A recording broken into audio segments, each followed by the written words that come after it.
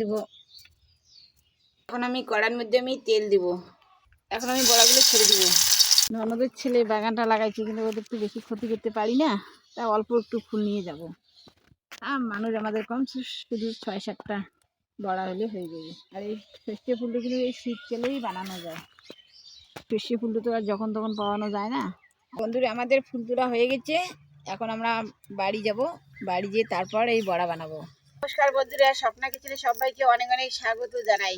আর প্রতিদিনের মতো আজকেও একটা আমি রেসিপি সবার সাথে শেয়ার করব। আজ নিয়েছি সর্ষের ফুল। সর্ষের ফুল তো আমি তোলার সময় বাগান গিয়েছিলাম, ওটাও ভিডিও বানাচ্ছি, দেখাচ্ছি। এখন আমি এই সর্ষের ফুল আমি এখানে নিয়ে নেব থালের মধ্যে। আর নিয়েছি চালের গুঁড়া, এই যে দেখুন নিয়েছি চালের গুঁড়া।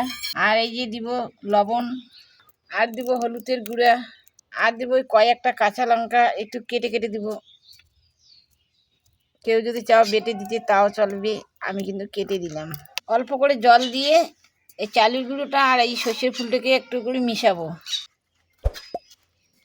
সর্ষের ফুলতে আর বেশি কিছু দিলাম না, শুধু চালের গুঁড়ো, লবণ, হলুদ আর কাঁচা লঙ্কা, এই দিয়ে আজকে সর্ষের ফুলের বড়া বানাবো।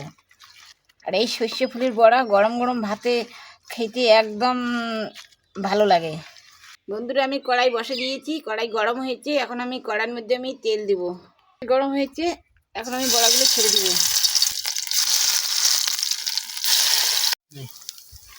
এখন আমি বড়াগুলোকে এই পাশ করে উল্টে দিব।